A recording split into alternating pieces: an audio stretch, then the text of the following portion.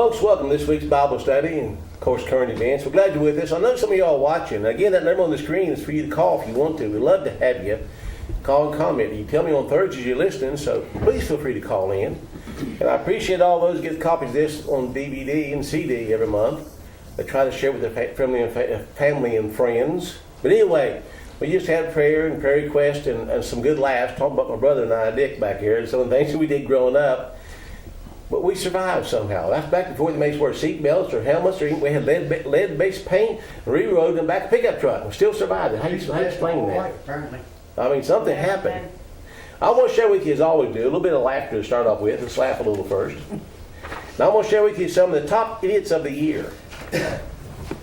AT&T fired President John Walter after 9 months saying he lacked intellectual leadership. He received $26 million severance package. Perhaps it's not Walter who's lacking intelligence. Yeah. Fire me, please. Yeah. With a little help from my friends, police in Oakland, California spent 2 hours attempting to subdue a gunman who had barricaded himself inside his home. After firing 10 tear gas canisters, officers discovered that the man was standing beside him in the police line shouting, "Please come out and give yourself up."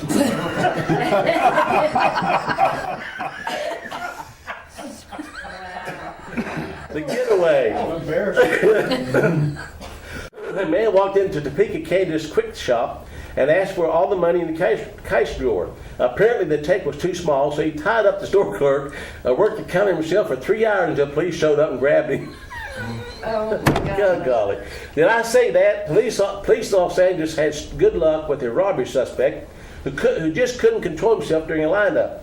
When the detectives asked each man in the lineup to repeat the words, "Give me all your money or I'll shoot," the man shouted, "That's not what I said."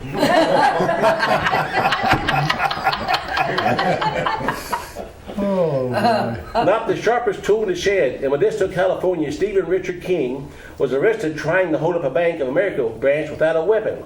King used a thumb and a finger to simulate a gun. Unfortunately, he failed to keep his hand in his pocket. Oh.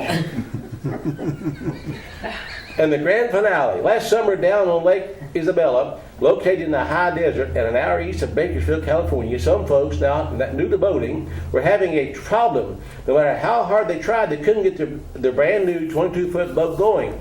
It was very sluggish in almost every maneuver, so no matter how much power they applied. After about an hour of trying to make it go, they puffed into a nearby marina, thinking someone there may be able to tell them what was wrong. A thorough topside check revealed everything in perfect working condition. The engine ran fine, the outdrive went up and down, and the propeller was the correct size and pitch.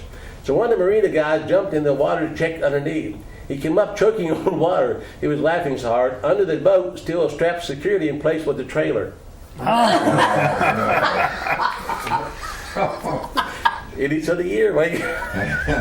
Oh no. Oh man. You know, life is a chore. It's also a blessing. It really is. Went down last night. I haven't been to a high school football game and a Richwood game since I was in high school, I guess. Went down to a high school game because the neighbor's stepdaughter is a cheerleader. And I kept telling her, I'm going to come down and see you one time. And I did. Went down last night to watch some of the game. It was so sweet. During the quarter break, she come up off the field, walked up and gave me a hug. Wow. I thought, now how precious is that? I told Marcia I haven't been hugged by cheerleaders since in high school. So there you go, you know. But anyway, life is good. And I found out if you'll be a Christian in front of everybody, someone's going to appreciate it. Amen. Let's get started with a few scriptures in Colossians chapter 3. I will read a few things and go through some current events with you.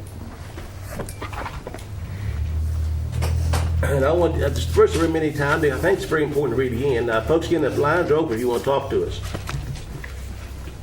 Let's start with some scripture, then I'll read some good news to you. Chapter 3 of Colossians. Now listen to these first two verses, because we've all messed up on this. And Paul wrote this for a purpose. If ye then be risen, if you really are risen in Christ, if you're really born again, seek those things which are above. And Steve, how often do we forget that? How often do we forget to seek those things above?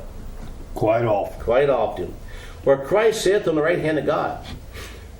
Set your affection on a new house and brand new car. No. Set your affection on things above, knob on things on earth. That's right. Boy, have we messed that up. Yeah. For you are dead and your life is hid with Christ in God. If we could have kept that straight, maybe we've done something a little different in this world today. Let's start with something I thought really good here.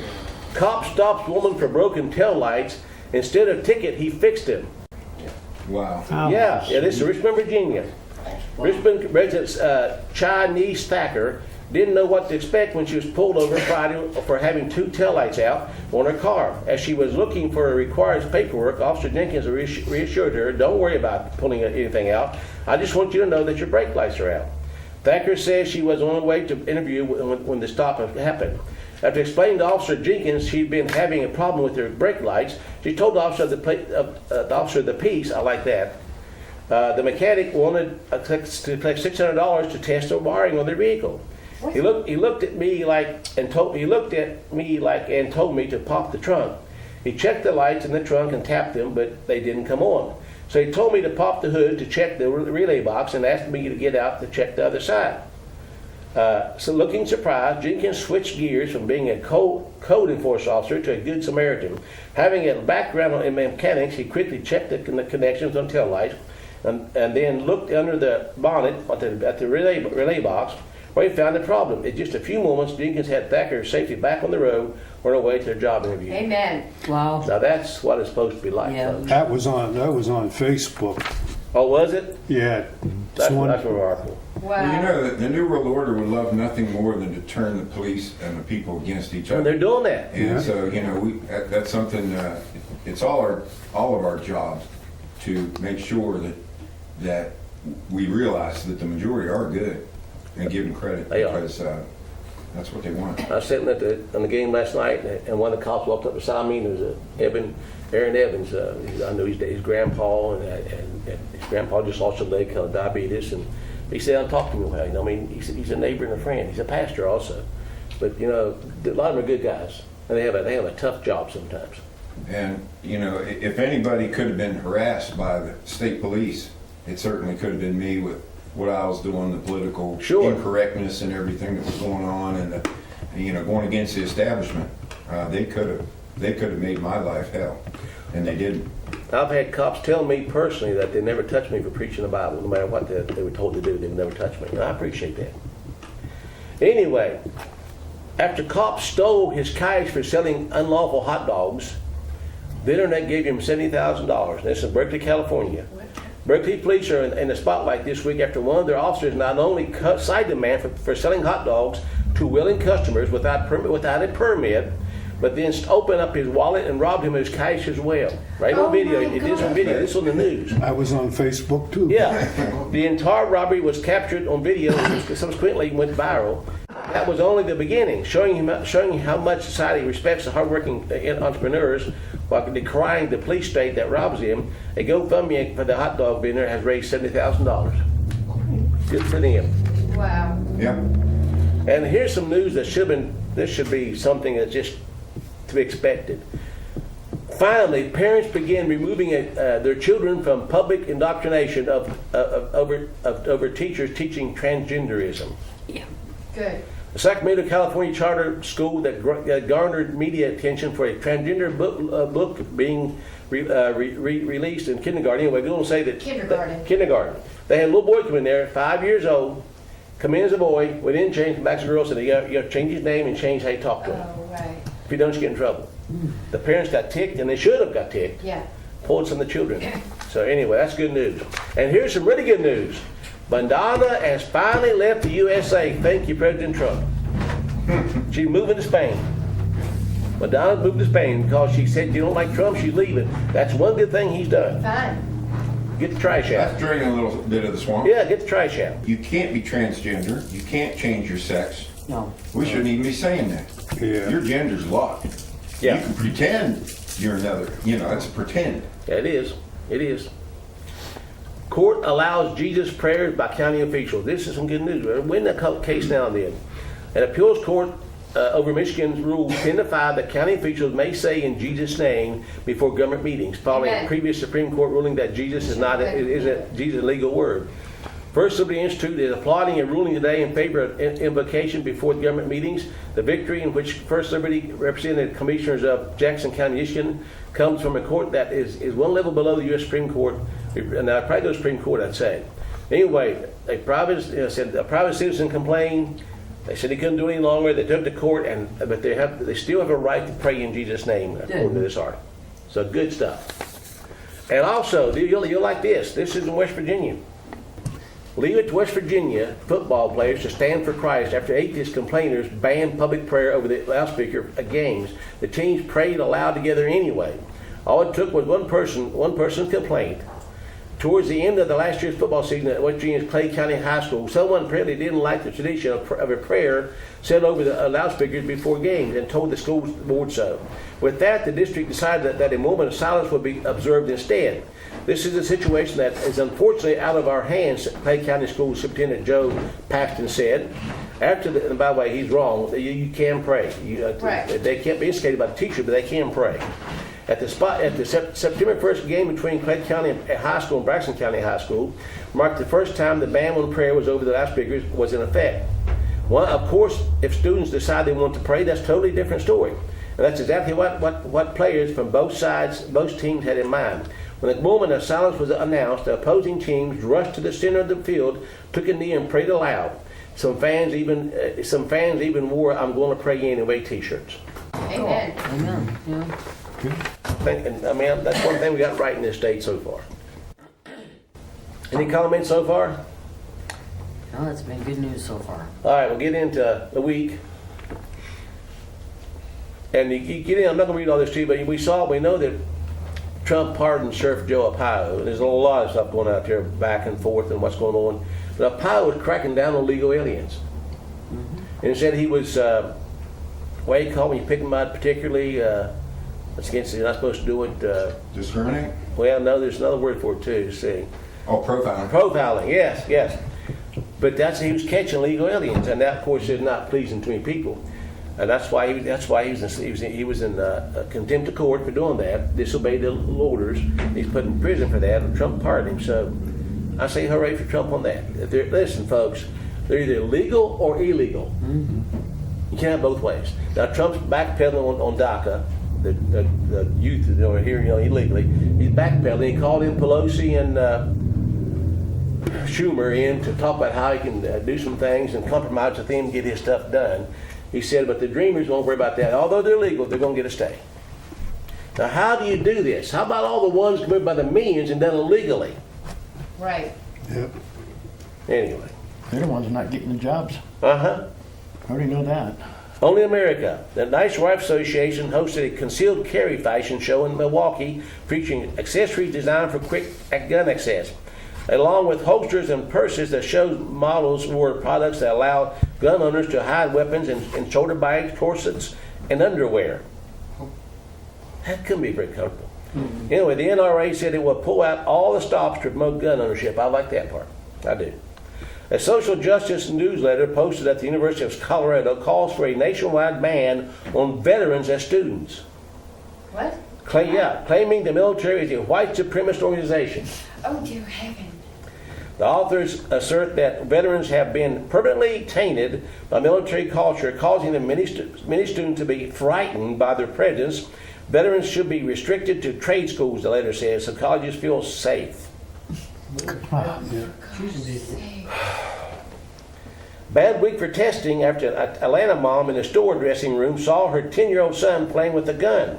To see if it was real, she told police she pulled the trigger. It was. No one was hurt, but the wall suffered some damage.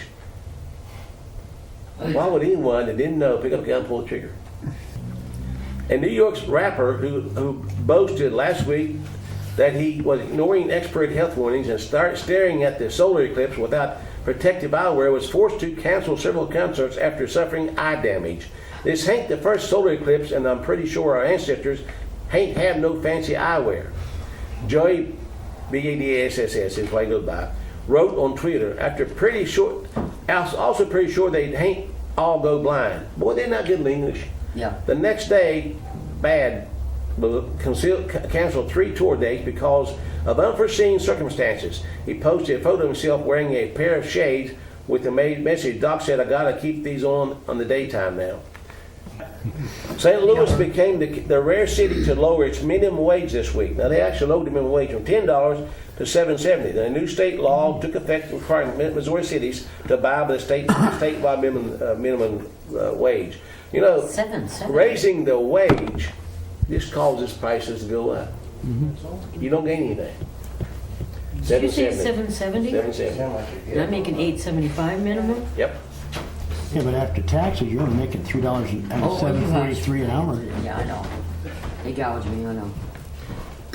It wasn't all bad. Pro golfer Stacey Lewis break from her losing streak couldn't have come at a better time. The LPGA star hadn't won a tournament in 3 years when Hurricane Harvey ravaged her hometown Houston. Ahead of last week's Portland Classic, Lewis promised to donate the event's entire $195,000 winnings check toward the relief effort if she came out on top. And with a 3 under par 69 that just held off her opponent, she did. Lewis-sponsored KPMG offered to match the donation. We're going to be able to help people rebuild houses and get their home back, said Lewis. That's more important than any win. Wow. So some good things still going on.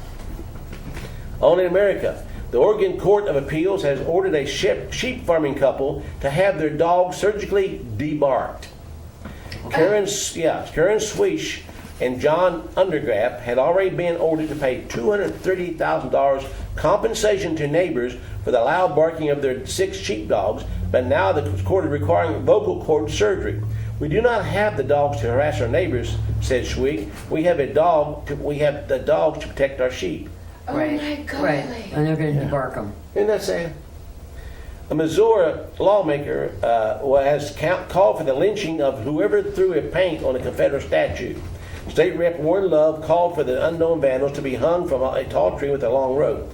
He later denied he was referencing to the hanging murders of blacks in the South. That's just a Western term, he said, and I'm very much a Western man. You know, the misinformation that spread among all of us, and us for years too, for example, about the Ku Klux Klan. How many's ever read the history of the Klan? It was not a racist group at all to start with. Maybe now. They were segregationists. Yeah, they were, and they also, if a man beat his wife, they found out about it, they do the same to him. Now, I'm telling you, they went in, and if somebody's shacking up in the community, they moved them out. Mean to the children, whatever. Yep, they made sure that they kept a rule. But today, it's all the hung black people. That isn't true. But anyway, that's what they're being taught, so that's why everybody's against anything we call white supremacy. Besides being a white's crime anyway, isn't it? Yeah. White Christians even worse if you don't Well, for the first time in history, I'll share a minute. For the first time in history, white Christians are the minority. own the minority, yes. Bad week for liquid assets after a New Zealand man reported his car stolen, unaware that he'd actually sold it to a stranger the previous day while drunk for cash to buy more drinks. Sergeant Demas Murphy says he told the man the lesson here is don't drink and sell cars. Huh? Don't drink and sell cars. Oh man. Okay. And this is something I just want to share very quickly. The hurricane coming into Virgin Islands, and the governor orders every gun to be taken and all the arms seized, all explosives seized What was that? in Virgin Islands. Somebody say something, I just think I heard No. something. I was turning my phone back off. The internet keeps going in and out. We keep reconnecting, so you might want to just say, you know. Well, folks, if we're going in and out here, again, we're doing, this is the best we got in the whole area. So if you're going in and out, I'm sorry. Try to hang in if you can. Hang in there. But anyway, the governor of the Virgin Islands, before his territory, he said grab all guns and ammunition before the hurricane comes. Now, I just got a question. What good would that do? It wouldn't. Who would that protect? The ones- Criminal. Do you think? You can't even criminals, save right? yourself from looters. No, you can't. That's the whole point. Do criminals obey the law in the first place? No. The governor said seize all the guns. That's dumb. It says the gun seizure order technically allows authorities to take control of any other property. And that's true. If they had done that in Los Angeles when they were having the riots, the whole place would have burned. Oh, It yeah. was gun owners that stopped it. And here's some good news on that end. Police, Taco Bell employees fatally shoot armed robber. Now, this is good. Cleveland, Ohio. Police say 3 employees of the Cleveland Taco Bell opened fire on 2 armed robbers, killing one. Police have said 2 masked robbers entered the restaurant early Wednesday and ordered 3 employees to lie on the floor. Police say that 3 other employees pulled out handguns, opened fire, shooting one of the suspects 6 times. The other ran off. Tell me, did they do the wrong, good or Yeah, but bad? who's gonna They get in did. trouble? They did good. They went in trouble. They're okay. The corporation wasn't too pleased, but the cops didn't arrest them. I bet that wasn't on the news. They were protected. No, it wasn't on the news. They saved lives, perhaps. Is that right? Yeah. That's right. Yeah. Yeah, I don't shoot to kill, I shoot to save a life. Yeah, exactly.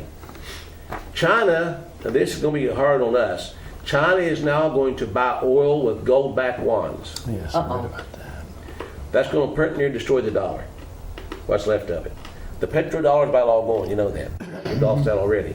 But China is going to start trading now in gold-backed currency, which means the U.S. dollar is going to go lower than it has been ever in our lifetime anyway. Now, to them, that's great. To us, it's going to hurt. Well, China's the only one keeping us afloat. Oh, I know. Now, Saudi Arabia's kept us afloat a little bit, but China's one's really kept us afloat. We just had, I'm doing pretty good here today. How much time I got left? I want to see, okay, I got plenty of time. I want to share with you something that a lot of people don't think about. We just celebrated Labor Day. How many of y'all know the history of Labor Day? It's a socialist day. It is. I'm not going to read all of it to you, but Americans really don't know the history of how this started. I'll read part of it to you. Soviet leader Nikita Khrushchev, remember him? Remember him beating you on the desk with his shoe? Yep. Said we're going to take you over. Going to bury us. Yep. It reportedly told Ezra Taft Benson, Eisenhower Secretary of Agriculture, 1959. 1959. I was 11 years old. We won't have to fight you. We'll so weaken your economy until you fall like overripe fruit into our hands. Right. I remember some of that. I remember that. And everybody thought he was nuts. He was crazy. As a socialist strategy is implemented, the unemployed become dependent on government benefits and entitlements and consequently become more inclined to vote for politicians promising to continue the benefits, thus expanding a political voter base. Buying votes. Does that fit today? How many households today, including mine now, get a government check? Addressing the American worker, Alexander Solzhenitsyn, remember him? Who spent 11 years in communist labor camps, warned on June 30, 1975. Now, folks, that hasn't been forever ago. I would like to call upon America to be more careful with its trust and prevent those because of short-sightedness and still others out of self-interest from falsely using the struggle for peace and for social justice to lead you down a false road. Because they are trying to weaken you, they are trying to disarm your strong and magnificent country in the face of this fearful threat. I call upon you, ordinary working men and women of America, do not let yourself become weak. Guess what? We're there. We're there. No one taught us that. No one taught us that, did he? Nope. Well, we have a lot of books that, see, they're emptying the libraries. The school libraries, they aren't going to have any books. They're called media centers now. Everything's online. And so here are all these books that basically go all the way back to when Beverly was a high school that we have at our house. And unfortunately, we're having to get rid of them. But it's surprising how many books are about civics and government. They used to learn history. Maybe it wasn't perfect, never was. They never, no one's... As long as man's involved in it, it's going to be perfect. That's true. Right, but it's changed a whole lot since... I took since civics back class in then. high school, Tigers Valley, with Mr. Crouch. Yeah, Taught me civics. I remember that. some of these books go back to 1909. That's back before income tax or anything. Yeah, Still real money. yeah. Wow. White Christians now minority of U.S. population. This New York Associated Press. The share of Americans who identify as white and Christian has dropped now below 50%. The transformation fueled by immigration and by growing numbers of people who reject organized religion altogether, according to a new survey released Wednesday. What's that going to mean to us in our children's future? It's going to become illegal. But you wonder what it means about, it says organized. Do I now? Organized Yeah. religion. Well, it's called by, a lot of people call them, a lot of churches say they're Christian. Now, I'm not saying they're not, but, that means Catholics and Methodists and Pentecostal, all that. But for the first time, the white groups are minority. And I don't, we're going to cover this in a little bit here, but being white is almost crime anymore. I'm not white. Florida citizens who abandoned their pets could face felony charges. Oh, no. Oh, yeah. Yeah. Florida citizens who abandoned their pets could face felony charges. If you didn't take your pet with you when you left, you could be a felon. Oh, Now, I got a little dog, almost 10 years old. I put another $185 in the other day because he had some problems. I spent more on that dog than I do myself in a year because I got attached to him, right? And I do my best to take care of him. But if I couldn't get, between him and Marcia and what we need, guess what? it wouldn't be. But in Florida, they could be felons. That's, That's at the house, let them tied up, whatever, they can be charged. We can murder a baby, no problem. but don't. But don't leave your dog behind. That's an affront against the Lord. It is. He didn't make the animals in his image. He made man in his image. What's that tell you about America's values? All screwed up. We're backwards. Well, that's the same thing when you see a meme about should people that kill a police dog be charged with murder? But yet if the police shoot your dog, they're not charged. It's no with big murder. deal. No. No big deal. Crazy. And this again, to make people angry. I don't mean that. Hey, these are facts. You can take them if you want to. I don't care if you don't. It's up to you. But everybody's talking about how wicked, and I don't want to get involved in a race war. I want to tell you this and move on. I do like to study the Bible. I really do. And you read Matthew 24. It says nation shall rise against nation, and wars, rumors of wars.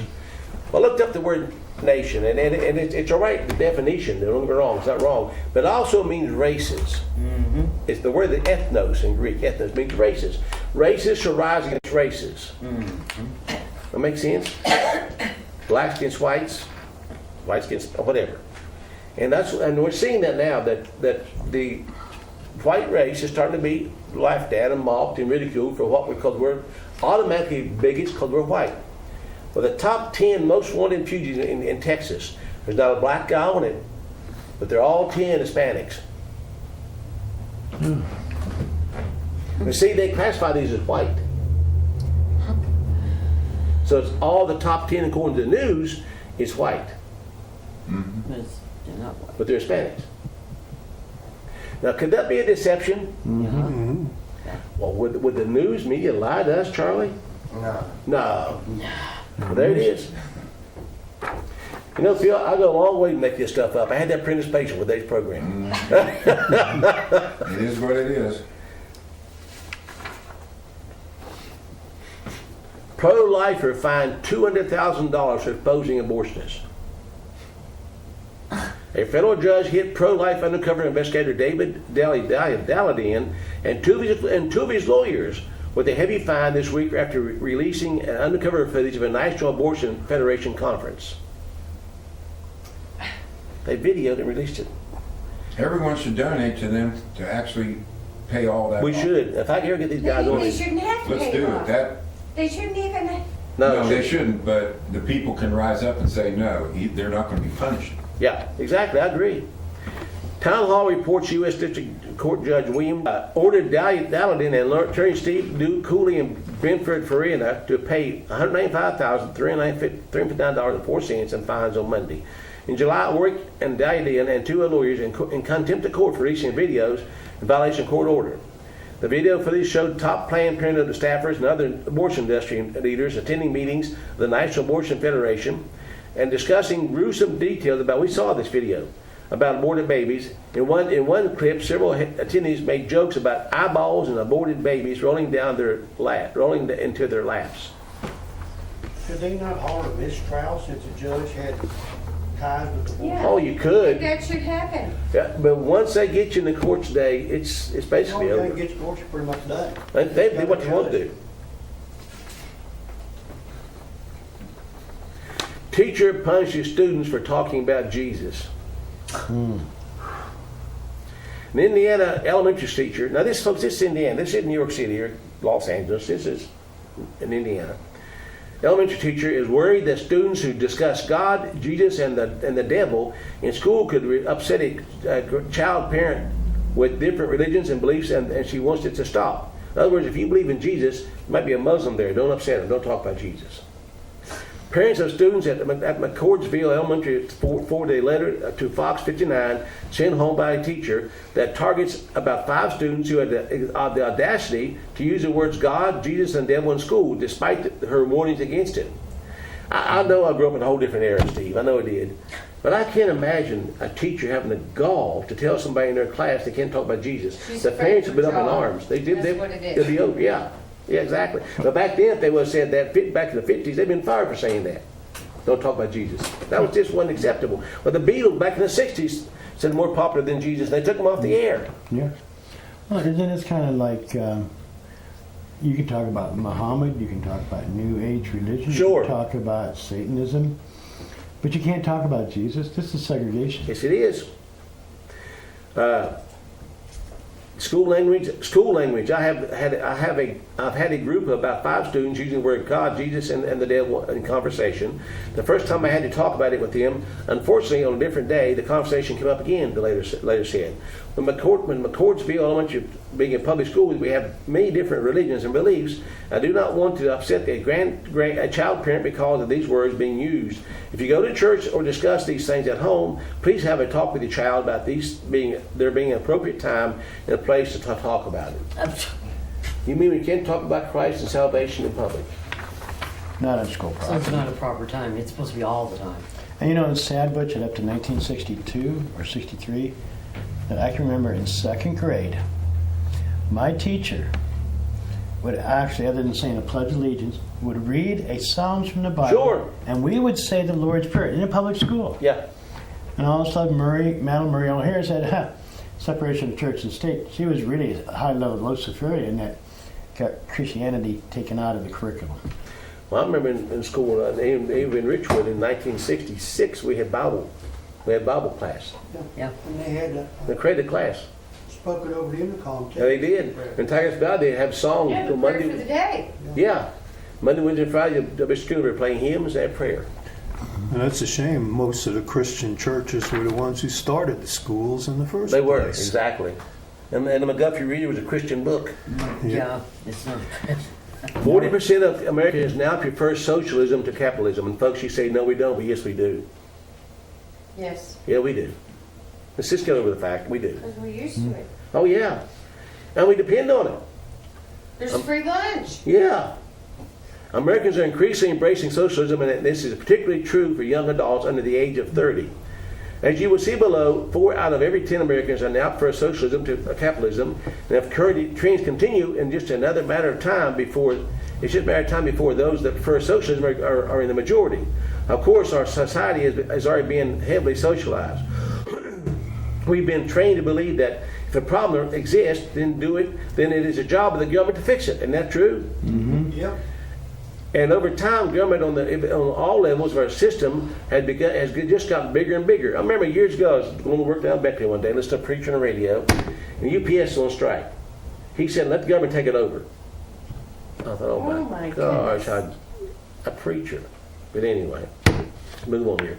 But what most Americans don't realize is that the United States never would have become an economic powerhouse without free market capitalism. And the further that we drift away from our roots, the deeper that our economic problems will become. We need teachers that are willing to stand up and proudly declare that free market capitalism works incredibly well when the shackles are taken off. And that's just what should be taught, but it isn't, of course. But I will tell you this, and this is the way it is. I just give you an article I mentioned a minute ago that we've lost no rights. You cannot be a free man and be a ward of the state. You cannot be a free man and be a ward of the state. Mm-mm. Whoever feeds you and clothes you and houses you is your God, your Lord, so to speak. They'll tell you what to do, tell you how to live. Fasten your seatbelt, wear your helmet, you have health insurance. Yeah, am I telling the truth, Phil? Well, the government is a corporation. They're all incorporated. Yes. Yeah. The corporation has its own laws. It is not beholden to the people. We didn't charter the government corporation. They're chartered outside of the people. Yes, they are. So therefore, it's a business. Pro-gay religious left condemns toxic evangelical Nashville statement defending biblical morality. So our religious beliefs, our Christian beliefs, are toxic. They're poison.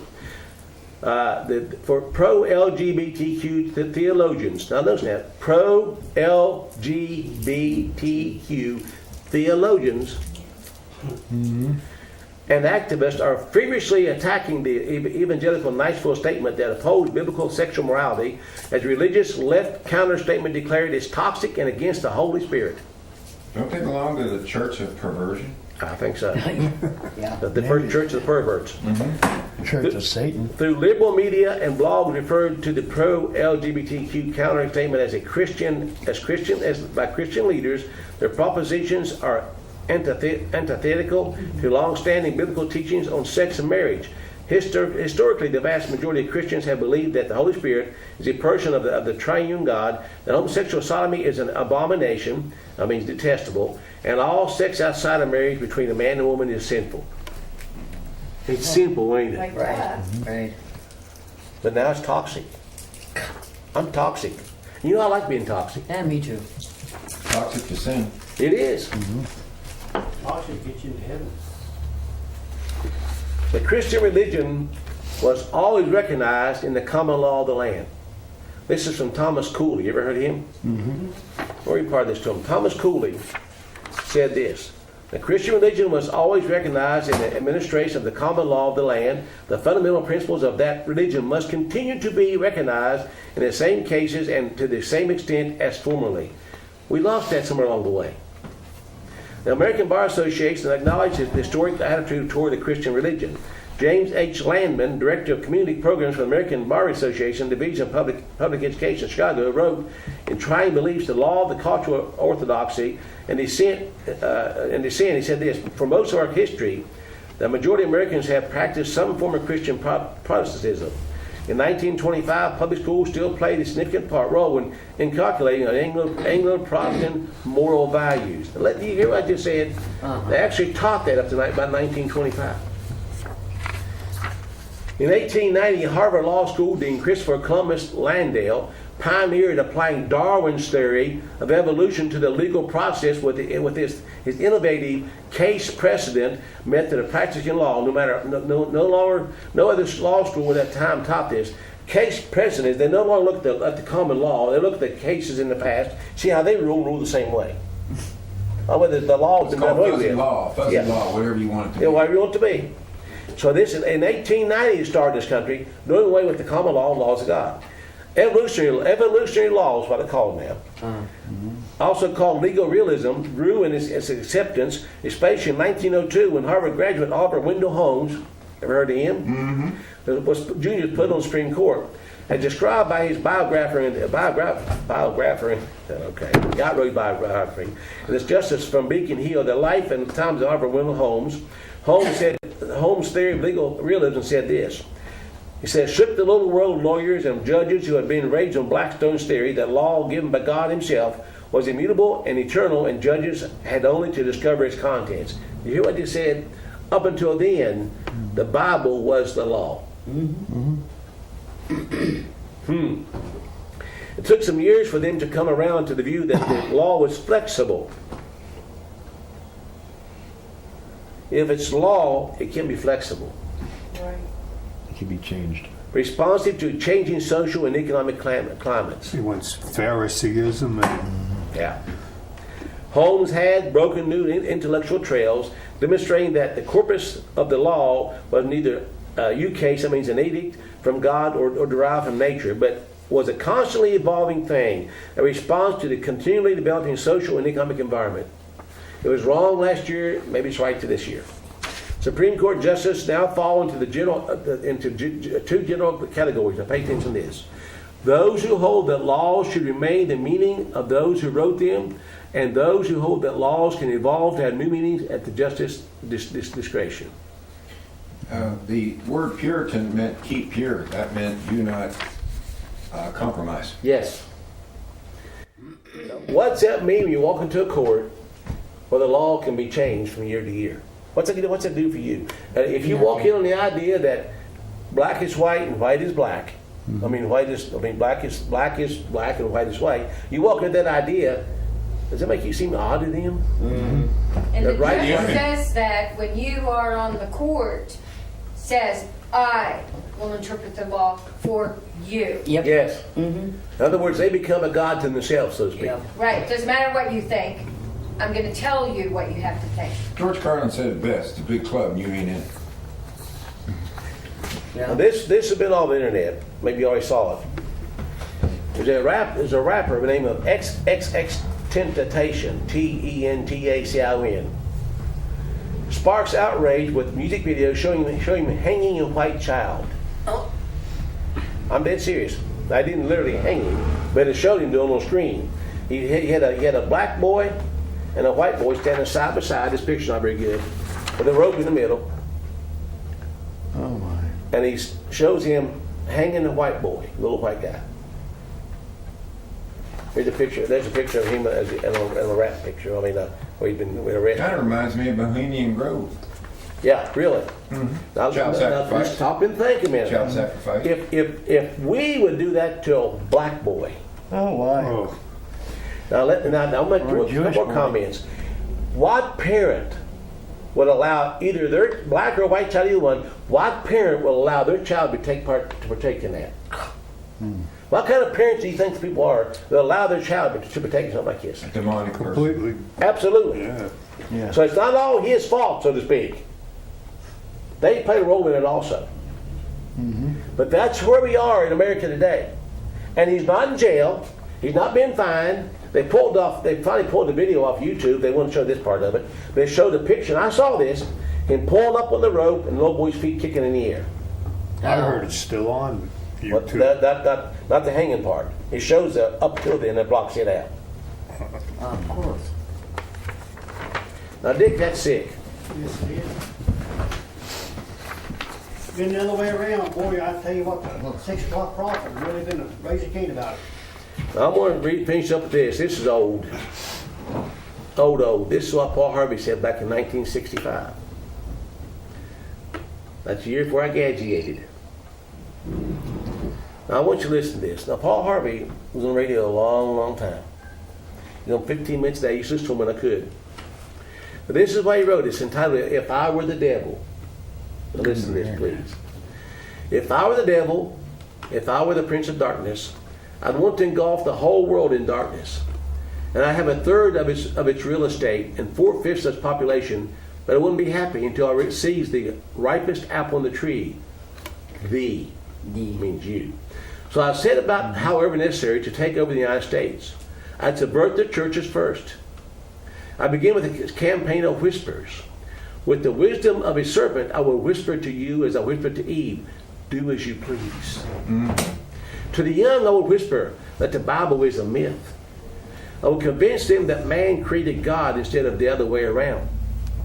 I will confide that what's bad is good and what's good is square. And the old, I would say, teach to pray after me, O our Father, which art in Washington. Are those prophetic words?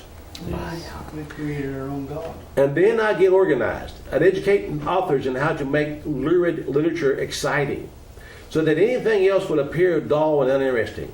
I'd threaten TV with the dirtier movies and vice versa. I'd peddle narcotics to whom I could. I'd sell alcohol to ladies and gentlemen of distinction. I'd tranquilize the rest with pills. Listen to this. This has been 52 years ago.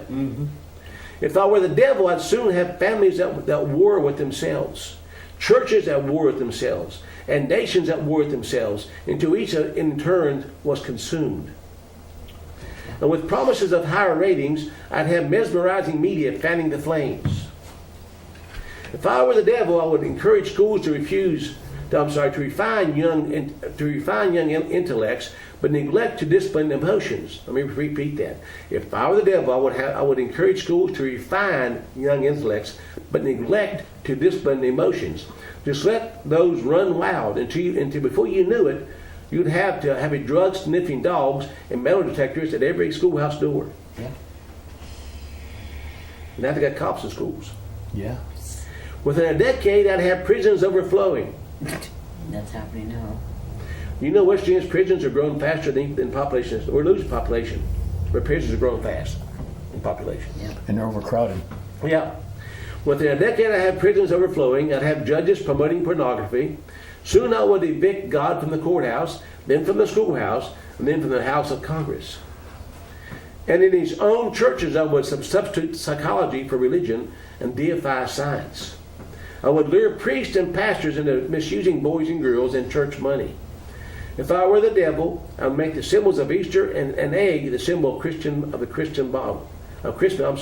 If I were a devil, I'd make the symbols of Easter and an egg and the symbol of Christmas a bottle. If I were the devil, I'd take from those who have and then give to those who wanted until I killed the incentives of the ambitious. And what do you bet? I could get whole states to promote gambling as the way to get rich. Have we done that? Yep. Oh. I would caution against extremes in hard work and patriotism and moral conduct. Don't be too extreme. I would convince the young that marriage is old-fashioned. Do you know that more are shacking up today than get married and having babies and calling it okay? No conscience about being wrong. Yeah. And the parents don't say anything, and the grandparents hug the babies up and love them and say, let's get it on here. Yeah. I would convince the young that marriage is old-fashioned, that swinging is more fun, that what you see on TV is the way to be. And thus, I could undress you in public, and I could lure you into bed with diseases for which there is no cure. In other words, if I were the devil, I'd just keep right on doing what we're doing, or what he's doing. Then he said, Paul Harvey, good day. This was he said 52 years ago. My goodness. How right was he, Phil, over a half a century ago? Right on. Folks, you can watch some videos now. I hope this makes sense to you. Mm-hmm. All this is not, this whole scenario is happening, had been planned before we were born. And Satan started in the garden. And how well he deceived us. We watch the video, folks, back at the video and do some Bible study.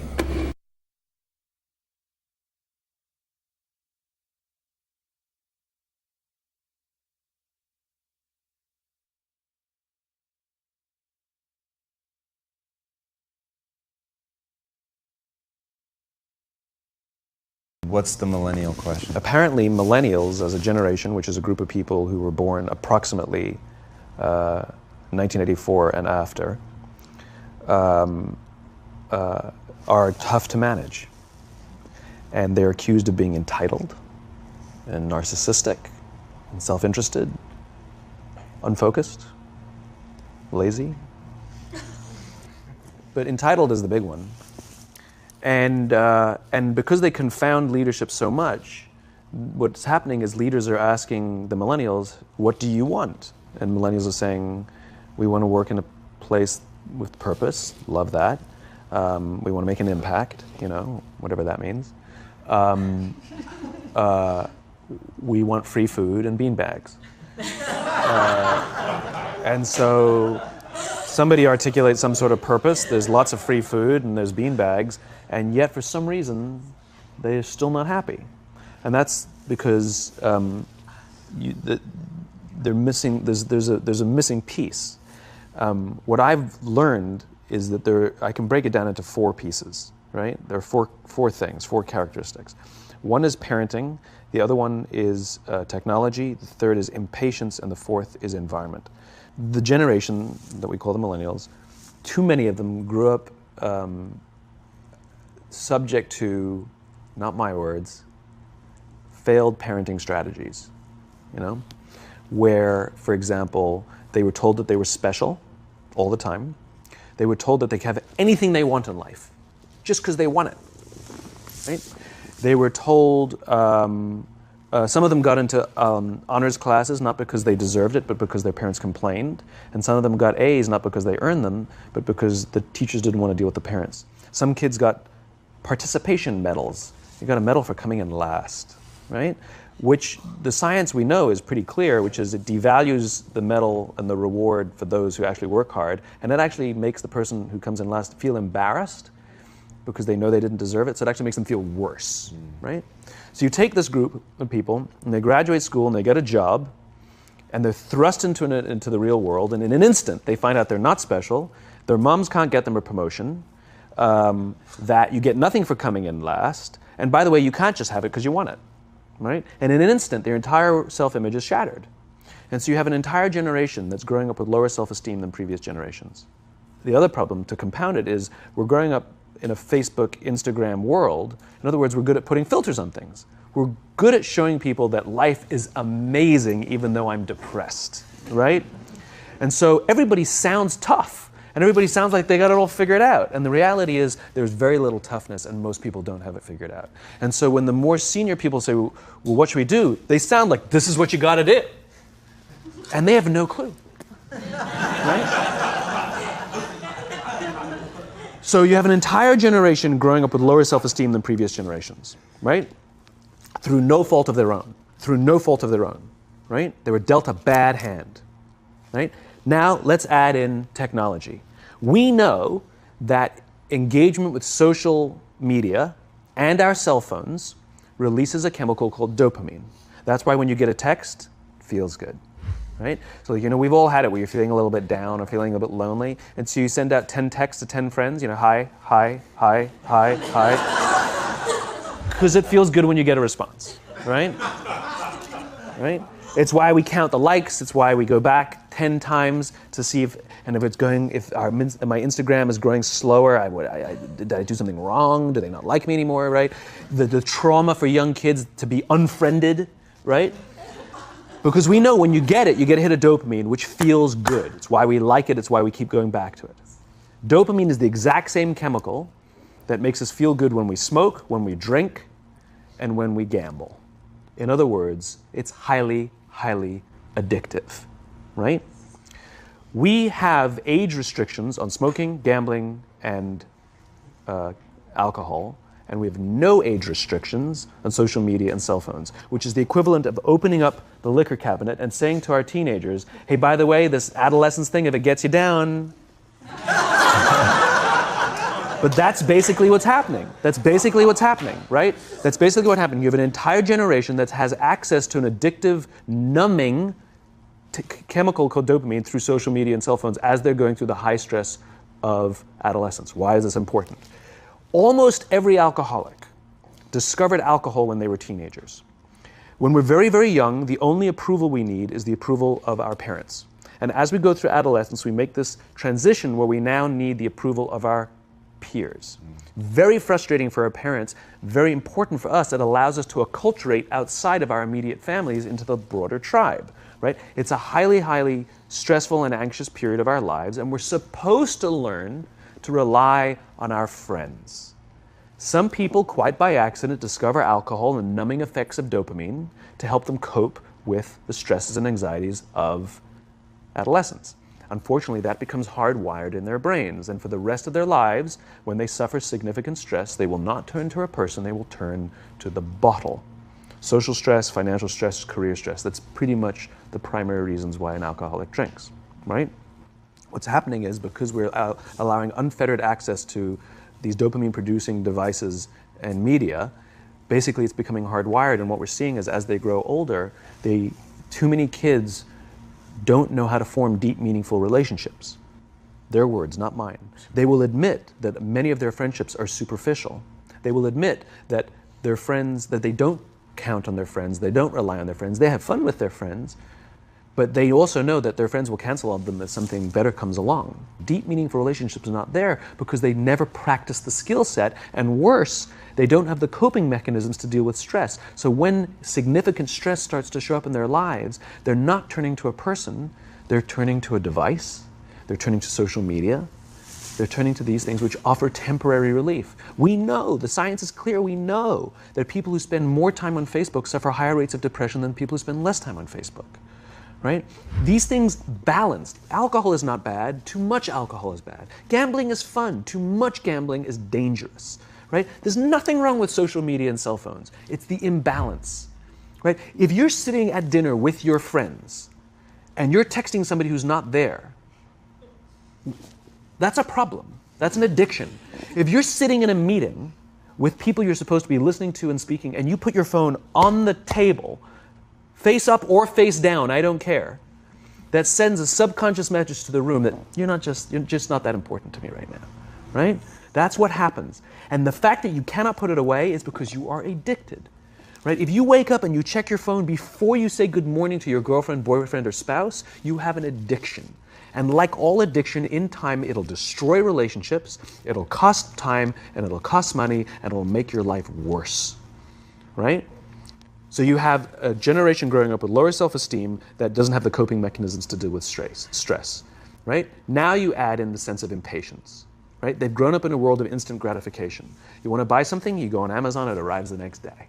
You want to watch a movie? Log on and watch a movie. You don't check movie times. You want to watch a TV show? Binge. You don't even have to wait week to week to week, right? I know people who skip seasons just so they can binge at the end of the season, right? Instant gratification. You want to go on a date? You don't even have to learn how to be like, hey.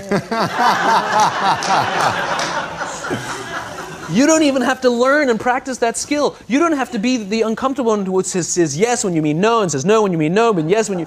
You don't have to swipe right. Bang, I'm a stud. Right? You don't have to learn the social coping mechanisms, right? Everything you want, you can have instantaneously. Everything you want, instant gratification, except job satisfaction and strength of relationships. There ain't no app for that.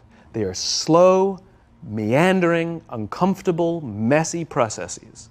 And so I keep meeting these wonderful, fantastic, idealistic, hardworking, smart kids. They've just graduated school. They're in their entry-level job. And I sit down with them and I go, how's it going? They go, I think I'm going to quit. I'm like, why? They're like, I'm not making an impact. I'm like, you've been here 8 months. You know? It's as if they're standing at the foot of a mountain. And they have this abstract concept called impact that they want to have in the world, which is the summit. What they don't see is the mountain. I don't care if you go up the mountain quickly or slowly, but there's still a mountain. And so what this young generation needs to learn is patience. That some things that really, really matter, like love, or job fulfillment, joy, love of life, self-confidence, a skill set, any of these things, all of these things take time. Sometimes you can expedite pieces of it, but the overall journey is arduous and long and difficult. And if you don't ask for help and learn that skill set, you will fall off the mountain, or you will, the worst case scenario, and we're already seeing it, the worst case scenario is we're seeing an increase in suicide rates, we're seeing an increase in this generation, we're seeing an increase in accidental deaths due to drug overdoses, we're seeing more and more kids drop out of school or take leaves of absence due to depression, unheard of. These are all, this is really bad. The best case scenario, those are all bad cases, right? The best case scenario is you'll have an entire population growing up and going through life and just never really finding joy. They'll never really find deep fulfillment in work or in life. They'll just waft through life and it'll be just, it's fine. How's your job? It's fine. The same as yesterday. How's your relationship? It's fine. Like that's the best case scenario. Which leads me to the fourth point, which is environment. Which is we're taking this amazing group of young, fantastic kids who were just dealt a bad hand. It's no fault of their own. And we put them in corporate environments that care more about the numbers than they do about the kids. They care more about the short-term gains than the long-term life of this young human being. We care more about the year than the lifetime, right? And so we are putting them in corporate environments that aren't helping them build their confidence, that aren't helping them learn the skills of cooperation, that aren't helping them overcome the challenges of a digital world and finding more balance, that isn't helping them overcome the need to have instant gratification and teach them the joys and impact and the fulfillment you get from working hard on something for a long time that cannot be done in a month or even in a year. And so we're thrusting to them in corporate environments, and the worst part about it is they think it's them. They blame themselves. They think it's them who can't deal. And so it makes it all worse. It's not. I'm here to tell them it's not them.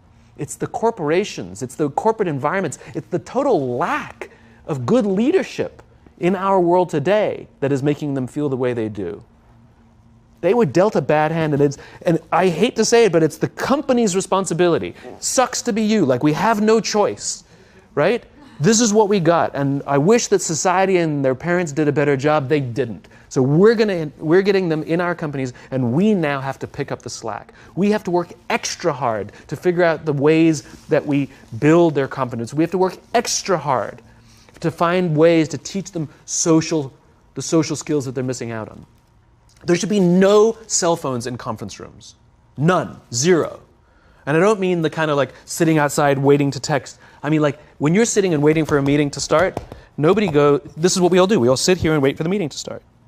Meeting starting? Okay. And we start the meeting. No, that's not how relationships are formed. Remember we talked about it's the little things?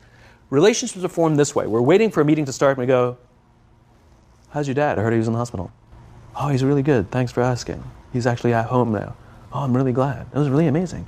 I know, it was really scary for a while. That's how you form relationships. Hey, did you ever get that report done? Oh my God, no, I didn't. I'll help you out. Can I help you out with that? Really? That's how trust forms. Trust doesn't form at an event in a day. Even bad times don't form trust immediately. It's the slow, steady consistency. And we have to create mechanisms where we allow for those little innocuous interactions to happen. But when we allow cell phones in conference rooms, we just, okay, have the meeting. And then my favorite is like when there's a cell phone there and you go like this, you go. It rings and you go. I'm not going to answer that. Like, Mr. Magnanimous, you know? When you're out for dinner with your friends, like I do this with my friends. When we're going out for dinner and we're leaving together, we'll leave our cell phones at home. Who are we calling? Maybe one of us will bring a phone in case we need to call an Uber or take a picture of our meal. That goes without saying, come on. I'm an idealist, but I'm not insane. You know? How the heathen. I mean, it looked really good. We'll take one phone. And so it's like an alcoholic. The reason you take the alcohol out of the house is because we cannot trust our willpower. We're just not strong enough. But when you remove the temptation, it actually makes it a lot easier. And so when you just say, don't check your phone, people literally will go like this. And somebody will go to the bathroom, and what's the first thing we do? Because I wouldn't want to look around the restaurant for a minute and a half, you know? But if you don't have the phone, you just kind of enjoy the world. And that's where ideas happen. The constant engagement is not where you have innovation and ideas. Ideas happen when our minds wander and we go, and you see something, I bet they could do that. That's called innovation, right? But we're taking away all those little moments, right? You should not, and none of us should charge our phones by our beds. We should be charging our phones in the living rooms, right? Remove the temptation. You wake up in the middle of the night because you can't sleep, you won't check your phone, which makes it worse. But if it's in the living room, it's relaxed, it's fine. But it's my alarm clock. Buy an alarm clock. They cost $8, right? I'll buy you an alarm, right? But the point is we now, in industry, whether we like it or not, we don't get a choice. We now have a responsibility to make up the shortfall and to help this amazing, idealistic, fantastic generation build their confidence, learn patience, learn the social skills, find a better balance between life and technology. Because, quite frankly, it's the right thing to do. Simon, thank you so My much pleasure. for coming on. My pleasure. Thanks for having me. Thank you for coming. That was incredible. Absolutely amazing. Where can they find you? It's ironic, isn't it? Well, you can find me on social media. When you're not in a meeting. So yeah, I'm in all the usual places, but I will tell you one thing. So I have a new book coming out in September. It's a thinly veiled plug, but You've made them very happy. But what's special about it is I wanted to produce something that no digital format could reproduce. Interesting. And so It's an illustrated quote book. It's beautifully illustrated. I was very sort of pushy about this, that I didn't want the illustrations done on a computer. They were done by hand. There's a song, Aloe Black, the singer, the Grammy-nominated singer. The book is called Together is Better, and he gave me a song that goes with it. And the music is at the back of the book, and it's actually, the lyrics are in his handwriting. It's actually his handwriting. And here's the best part. The book is scented. We scented it with a custom scent made by this amazing company called 1229, and they designed for me the scent of optimism. All right. So you smell the pages, and they smell like optimism, right? And the thing that I love about this is I can't do that in any ebook format. I wanted to create something that you had to physically engage with, and it's designed to be given as a gift. The first page says to, from, because I wanted it to be given as a gift to someone you want to say thank you for inspiring you, or to give to someone you wanted to inspire. It was designed to promote this physical interaction and engaging with the real world. So I'm really proud of it. It's incredible, man. Super unique. Yeah, it's fun. I hope it does smashingly well, as your Thank other you. books have, and have given so much to people, and it's just really, really been incredible. And what you shared with us today, man, honestly. Thank you. Absolutely wonderful. Appreciate it. Thank you very much. so much. Truly, thank you for having me. My pleasure.